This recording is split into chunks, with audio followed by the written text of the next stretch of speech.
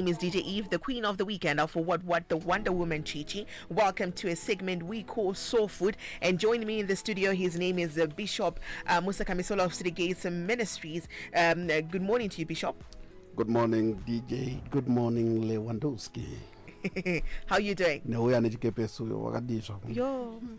the violence. Okay. How you doing? That's okay. Yeah, Yamakachanga last week got Pinsapi's spirit of rejection.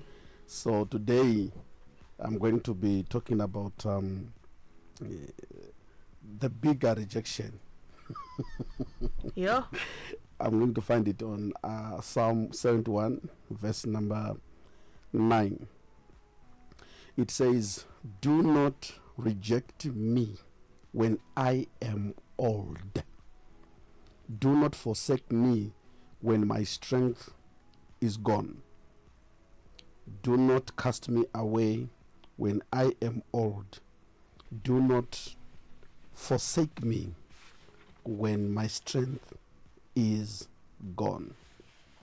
Okay, when we are dealing with these spirits, we need to know that these spirits are ancient.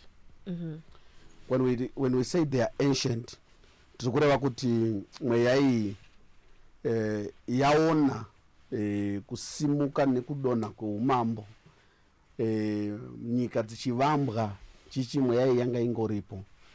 So mweya iyi inoperate in a way it is very subtle zvekuti a simple human mind cannot really detect it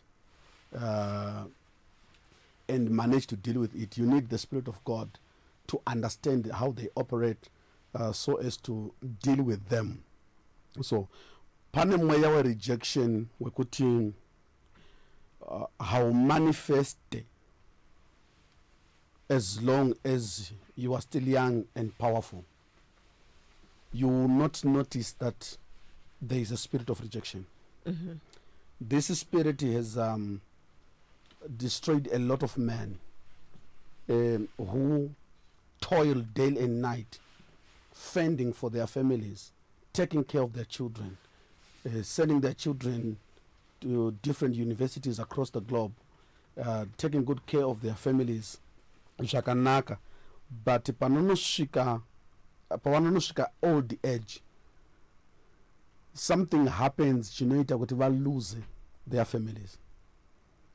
So spirit of rejection, remember, ndakati inogona kushanda against you in a way yekuti iwewe ndiwo unoitiswa zvinhu zvinokonzera kuti ureject. Yep.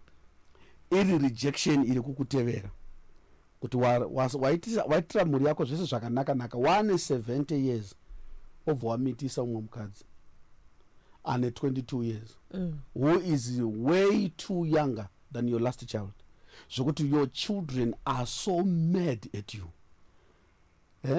Some of these men are chased from their matrimonial homes by their old wives and they go into the streets. Most of them havana pekugara. They start life kutoti one kutotsvaga pekuroja. Vamwe vacho they end up vakuwana refugee ma old people's homes. Why? Akazoitiswa zvinhu zvakaita kuti ashaiwe vanomira naye, kana kuti kutongotanga kutongovengwa zvekutongopushwa away. Vamwe vacho vakachengeta vana vasiri vavo, vakachengeta vana vemadzimai avakaroora, taking good care of them, doing everything a father can do for children. And then in their old age, they will just retrace their footsteps back to their biological father. Wotanga will take care of their mother and their father. And this men also are miserable. So I'm not uzvizive kuti when you are dealing with spirit of rejection, even when you cannot find it, better be wrong. Muzore kupesana no wanga usina, you watongonamata kuti I will not be rejected in my old age. I want you to know kuti kune mweya wokuti wagara nemurume wamuberekera vana 6, as long as wakasimba zvakaita izvi hakuna kwaunoendeswa. Ende mweya wacho unotozviziva kuti ndaukarejectwa izvezvi unowana mumwe anokuda, paunonohita 60 years as a woman, your husband is calling for divorce. Because that was the other hapana. Nyaya yapo ndeyekuti kwane chauya pauri chinonzi old age. It's a spirit inomirira old age. The moment you become old, then rejection comes. Most people have been thriving in their lives, in their businesses. They do so well as long as in strength. But in their old age, anozongoita one bad transaction that takes away everything. Ooh. The deputy sheriff will knock their door, take everything to the auction. Otanga kushaiwa imba 170 years. Chi hanza akazotora chikwereta amene business rangada kuita amene container rada kupinza ndokubva zvanyura zvazozodi and now they can't pay. Nyamba, it's nothing to do with all that. It is the spirit of rejection. Zvese izvozvi aitozviita achisimuka all this while because they were young. So kune mweya inokunyangira kana wakwegura usisina simba. Koitawo zvakare vanhu vanotumwa when you are no longer strong enough to stand for yourself. Vanongokonzeresa kuti uraswe kunyange naMwari. On Sunday I was talking to the church concerning a man called Solomon. Solomon, I think on Saturday, Solomon was powerful. On a day rega pamba pa Solomon kunzi paijiwa mombe 10 dzakakora, pojiwa 20 dzinosvifurira, kojiwa 100 ohwai, kojiwa mhuka dzemusango, kojiwa on a daily basis. On a daily basis. That's how powerful he was. Solomon had control over 1,000 wives. I can't control you. But Solomon could control 1,000 wives. Ooh. You know, tinogona kuda kumutarisa kuti aida vakadzi, but guys, ngatimbofungai zvethaza kugo. Unenge waudza kuti chii kuti wechina 103 abvume kuya kuzogara pane vamwe 102. He was so wise zvokuti he would capture the mind of 1,000 women and control them. That's how powerful he was. Kings and queens from different kingdoms would come and sit under his table because of his wisdom, to just listen to him. Angasingaite zveminanana kuti aingotaura so vanhu vachiteerera, ainakidza kunzwa. That's how powerful. But if you read kumberi inovayati, when Solomon became old, his wives became stronger than him. Old age. Which means these women, these foreign women who had come with the foreign spirits in his house, they waited for him. Panguva yaakanga asisina simba.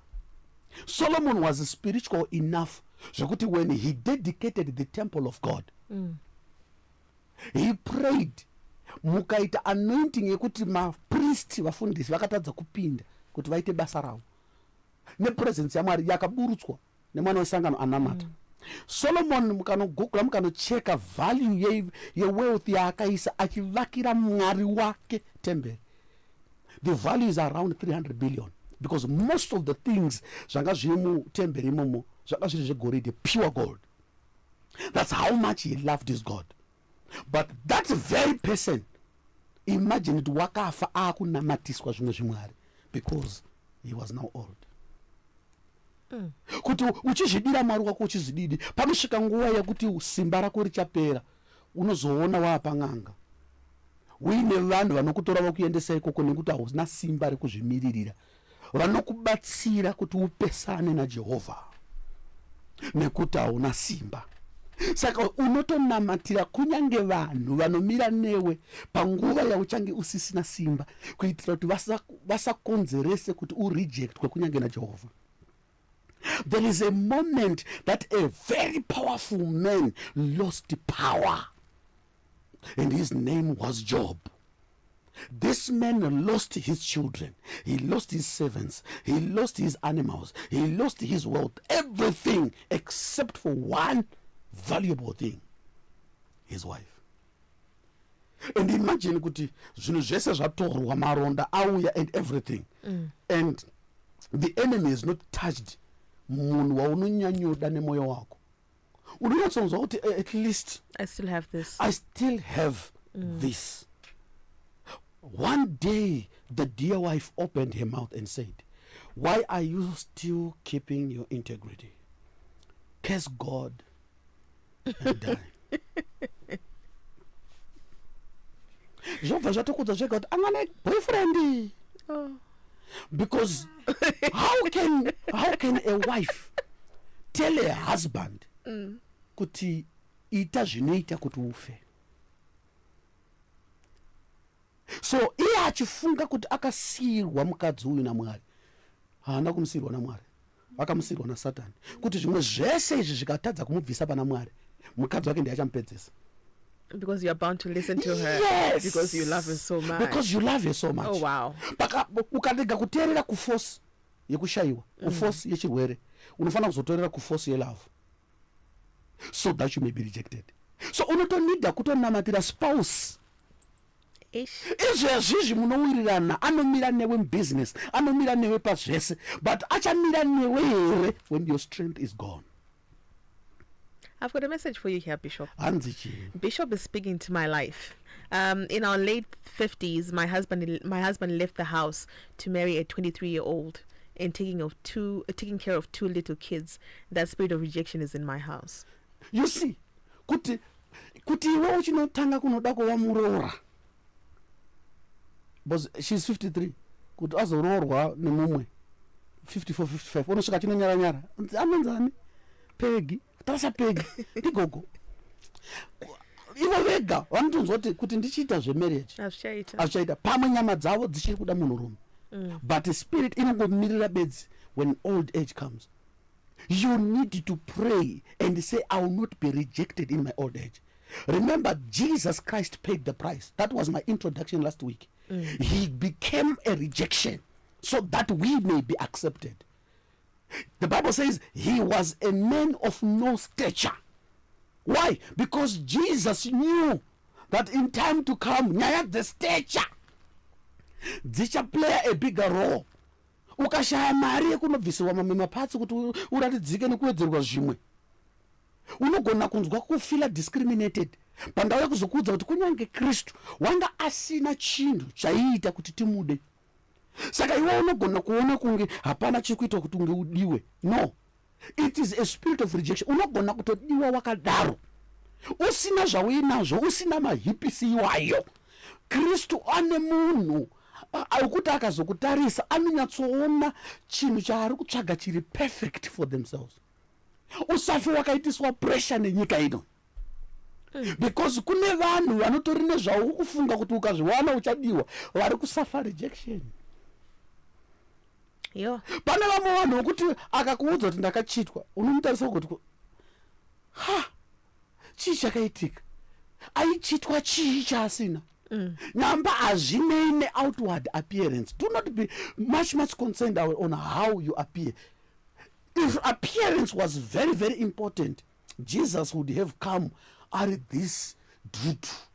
Kandi akafanana naAbsalom ainzi hakuna anga akaita saIsraeri yese, wakanga ari murefu, wanga ane bvudzi raitengeswa. Jesu haana kuuya akadaro.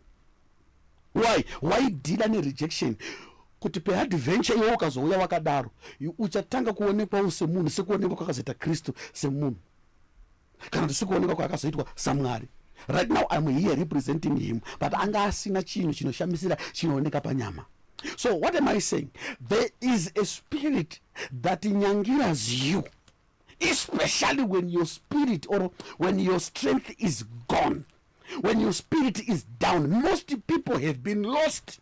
Panguva yekushayiwa simba nemhaka yei, that's when the enemy visits. Okay, wakambonyatsorowa neheart break. It means your strength is gone. Wakambona rema ideas anouya ekuti umuite sei.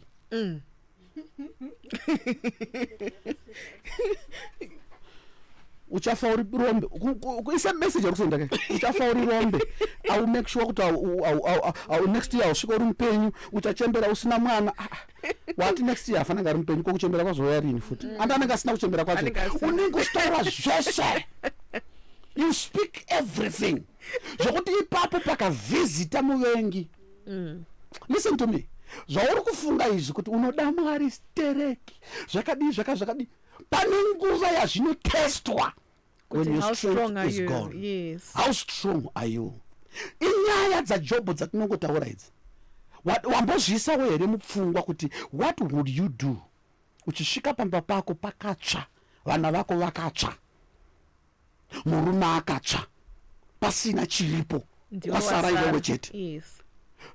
Unogona here kusvedzera kuti ndakauya panyika ndisina chinhu ndiri kudzokera ndisina chinhu zita raMwari ngarirumbidzwe ugoramba uri mukristu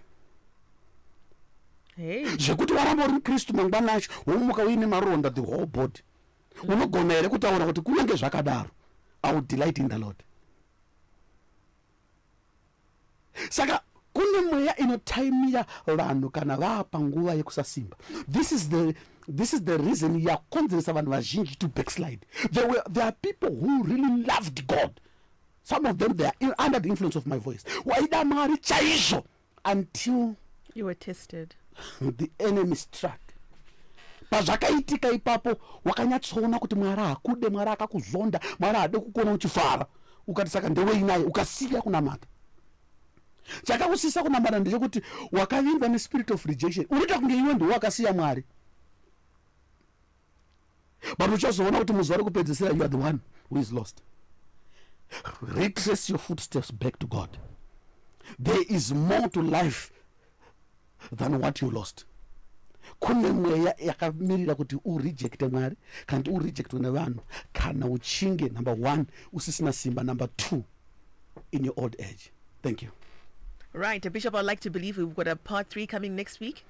Because we would love to know. Okay, fine. You mentioned last week that sometimes one is born from rejection already, from the time the mother was pregnant, the words that were spoken over your life, etc. So I think we would love to know how then you break that chain, you know. Indeed. Yes. So there's a part 3 coming. He said that there's a part 3 coming. Now, Bishop, I'm sure we've got a lot of questions here. People want to follow you. Your social media handles, please. All right. We are on WhatsApp, Chechepa phone. That's +263 773 115 025 773 115 025. And then our Facebook page, Lakanzi Dr. BMC, Dr. BMC, and same as our YouTube channel. Panama Sermon Zipapo Nishakawanda Zatno Posta Kubatsira. If you are feeling low, you are down, you feel like you are giving up, there is hope for you. Do not feel that rejection. Get in touch with us per numbers and at our rights also. Find someone to talk to. I'll be ready to listen to your story. We pray together to Yambuka Pamwichete. God bless you. Right, thank you so much, Bishop. So his name is Bishop Musa Kamisola of City Gate Ministries, and this is a segment we call Soul Food that we bring to you right here on the Morning Galaxy every Tuesday. And do catch him again next week, same time. We are Star FM, sounding good all the time. It's 10. It's time for the news. This is Zim Paper's Radio Broadcasting News.